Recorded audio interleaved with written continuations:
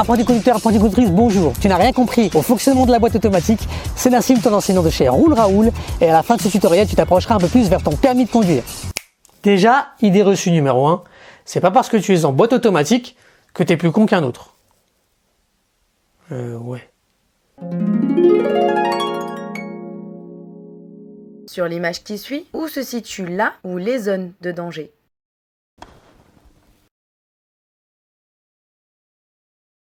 Excusez-moi. Franchement, j'ai un problème avec la question là.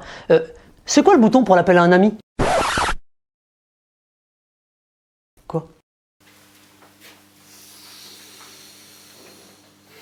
Attendez! Oh! Mais c'est quoi le problème? C'est à cause de ce que j'ai dit? Bon, soyons honnêtes. Conduire une boîte automatique est beaucoup plus simple que de conduire une boîte manuelle. De 1, cela évite les débrayages intempestifs pendant les bouchons. Et du coup, ça réduit ta fatigue. De 2, adieu la pédale d'embrayage et les pommeaux de vitesse. Ta charge mentale va donc diminuer. Et ainsi, tu pourras mieux analyser les situations de conduite. D'ailleurs, si tu ne sais pas ce qu'est la charge mentale, je t'invite à regarder le lien vers notre vidéo où justement nous expliquons ce concept. C'est juste au-dessus. Troisièmement, le démarrage en côte est facilité. Et enfin, il n'y a quasiment aucune secousse lors de la conduite avec une boîte automatique, contrairement à une boîte manuelle. Je suis désolée, mais c'est une galère cet embrayage aussi. La conduite est donc plus souple et plus agréable. Alors, passons en revue la base de la base. Sur une boîte automatique, il y a 4 principaux modes de conduite. P, D, R et N. Pour passer d'un mode à l'autre, tu dois toujours appuyer sur ta pédale de frein, sinon ça bloque. Commençons par la lettre P pour parc. C'est la position de départ, moteur à l'arrêt, lorsqu'on est stationné ou lorsqu'on a fini de conduire. C'est d'ailleurs la seule position qui permet de retirer la clé du contact ou d'éteindre le moteur s'il fonctionne avec une carte de démarrage. C'est un peu comme un frein à main, mais dans la boîte de vitesse. La lettre R maintenant, pour reverse. C'est la marche arrière. Et attention, dès que tu l'auras passé, ton véhicule reculera immédiatement. Donc dose bien ton freinage pour manœuvrer en toute sécurité. C'est au tour de la lettre D pour drive.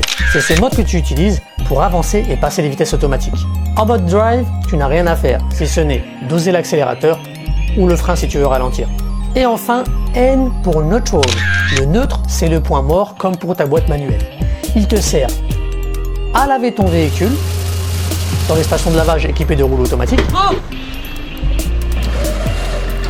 au remorquage de ta voiture si tu tombes en panne ou lorsque tu es mal stationné et qu'il y a un risque de remorquage.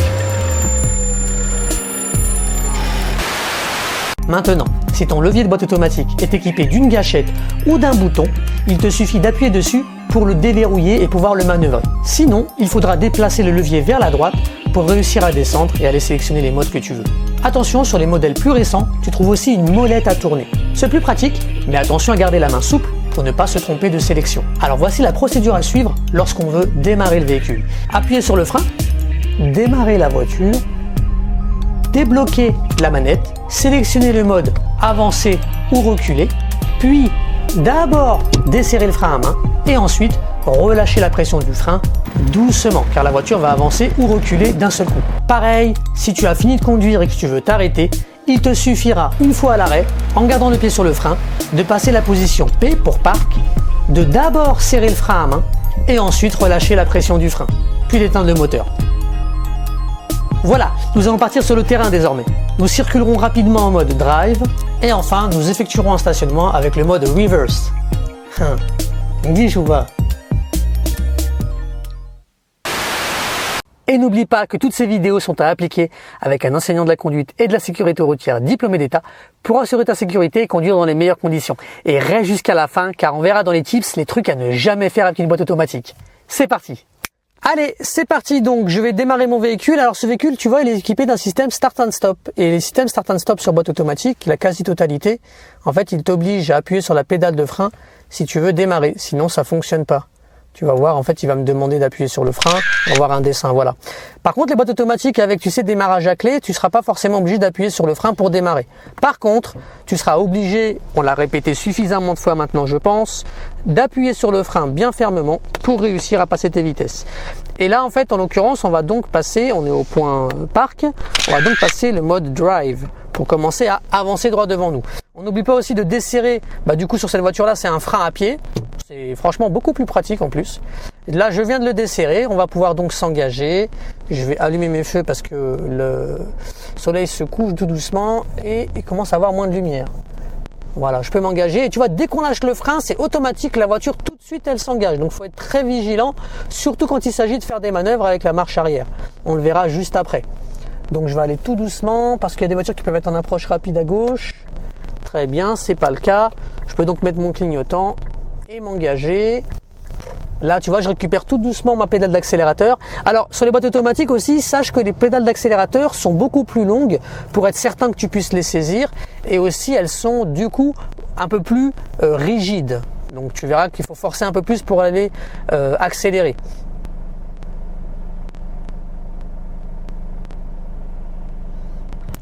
Allez, on s'engage.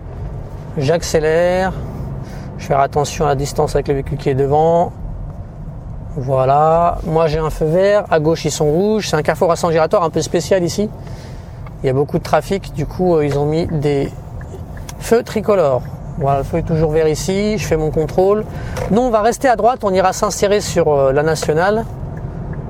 Je vais donc laisser mon clignotant droit, par contre j'accélère pas tout de suite parce que regarde, à gauche le trafic est très peu chargé. Il y a un risque qu'un véhicule puisse se déboîter au dernier moment sur ma voie. Donc il faut aller doucement ici. Rappelle-toi, adapter l'allure à l'environnement, c'est primordial pour éviter tout risque d'accident.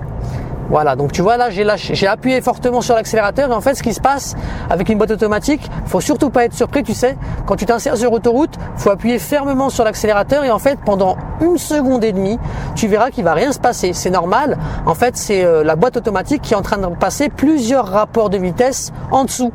Ça te permet en fait de récupérer du couple et du coup la voiture elle va pouvoir accélérer fortement. Donc là, je dose en accélération, tu vois bien que devant c'est chargé. Très bien, je vais pouvoir y aller. J'accélère à nouveau. Voilà, je peux m'engager. Là, tu vois, je pivote sur le frein. Voilà, je vais doucement. Et effectivement, une boîte auto, franchement, il n'y a pas photo. C'est beaucoup plus agréable à conduire qu'une boîte manuelle. Ne serait-ce que pour les bouchons, on en voit de l'autre côté là-bas. Pour les bouchons, c'est super agréable, tu sais. Ça change vraiment la vie. Il n'y a vraiment rien à voir avec une boîte manuelle. C'est vrai qu'on s'embête à embrayer et débrayer. Mais bon, c'est bien aussi de maîtriser la boîte manuelle. C'est une technique supplémentaire. Mais la boîte automatique, franchement, ça facilite les choses, surtout dans les grandes et dans les très grandes agglomérations où il y a beaucoup de circulation. Allez, là je vais dépasser le véhicule devant moi, il est lent, j'ai fait mon contrôle. Ah par contre je suis limite à 70 maintenant, donc je vais ralentir, relâcher la pédale d'accélérateur pour que ça ralentisse. Je vais faire mon contrôle. Voilà, je peux me rabattre à droite. Alors, il faut faire attention aussi avec la boîte automatique, tu sais, surtout avec les voitures un peu puissantes, on a facilement tendance en fait à aller au-delà de la vitesse maximum autorisée. Donc, il faut que tu sois vraiment vigilant par rapport à ça. Toutes les 4 à 5 secondes, mon conseil, tu jettes un œil sur le cadran. Voilà, là, 70, c'était pour le virage. On va pouvoir repartir et monter à 90 km/h. Voilà. Allez, maintenant, je t'emmène faire un stationnement. C'est parti. Allez, c'est parti, je te propose qu'on aille se faire le stationnement en créneau. On va prendre à droite ici. C'est pas évident, les véhicules sont super mal garés. Donc regarde là, tu vois, je vais pas pouvoir passer, donc c'est pas grave. Je vais freiner à fond, maintenir bien le frein pour pas que la pédale me glisse entre les pattes, sinon mon véhicule va avancer dangereusement. Souviens-toi, c'est une boîte auto. Je passe ma marche arrière donc. Je fais rapidement mes contrôles, on est bon, voilà, ça suffit. Je refreine fortement, tu vois. Je repasse le mode drive et je m'engage. Là, je vais aller à gauche ici. Allez, on va se mettre juste là. Et je vais faire un stationnement en créneau à gauche ici. Normalement, le drone est au-dessus. Voilà.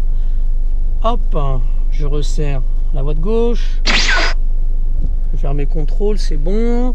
Alors, je garde toujours le pied sur le frein. J'enclenche le mode reverse. Voilà, c'est bon. Je vais me signaler à gauche, personne n'est en approche. Je peux donc y aller.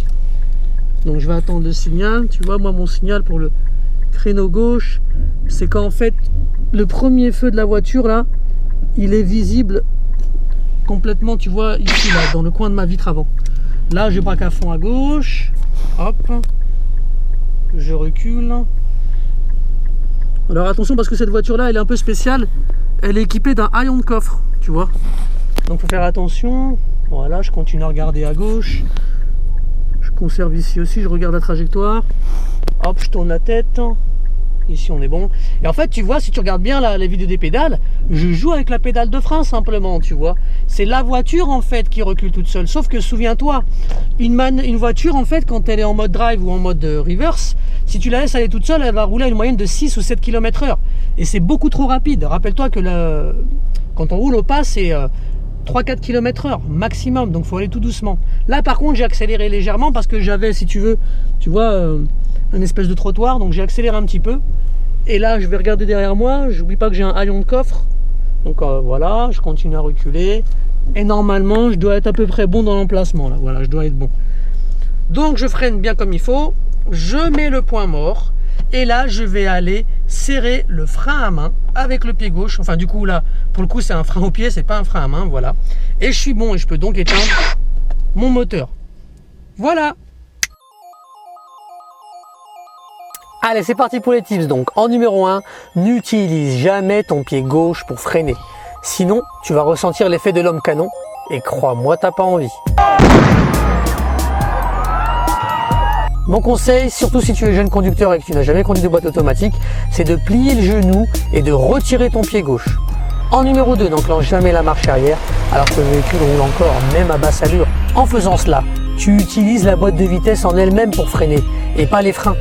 Les freins, c'est en moyenne 150 € pour le remplacement. Une boîte de vitesse automatique, c'est au bas mot 2000 €. Non, j'ai rien. J'ai rien. J'ai rien, j'ai plus rien. Je suis ruiné. J'ai plus rien. En 3, toujours dans le même style, n'enclenche jamais le mode parc alors que la voiture n'est pas encore à l'arrêt. Car quand tu mets le mode parc, en fait, cela enclenche une tige qui va bloquer l'arbre de transmission qui est lui-même connecté aux roues de ta voiture. Et si la tige s'enclenche alors que les roues tournent encore, tu risques de la casser. En 4, ne te mets jamais en neutre à l'arrêt à un feu, car tu vas aussi user une pièce métallique qui s'appelle le coupleur de boîte. Et attention à ne pas relâcher ton attention devant toi, car sinon, tu risques d'emboutir le véhicule devant. Ah mais t'es sérieux toi?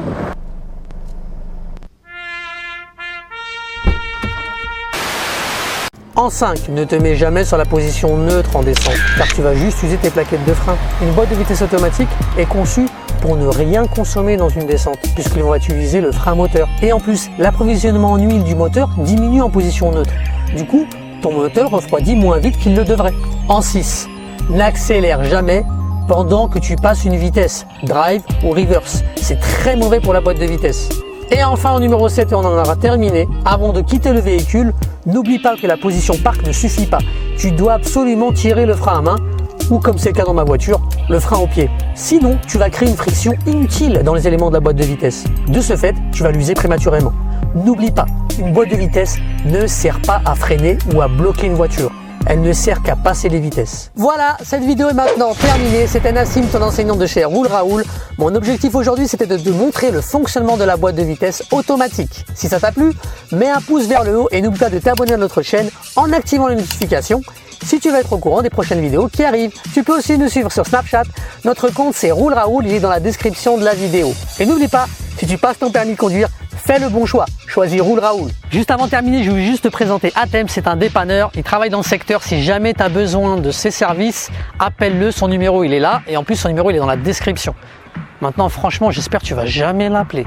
T'es sérieux ou quoi? C'est ça ta pub de merde là? Mais non, enlève-moi ça.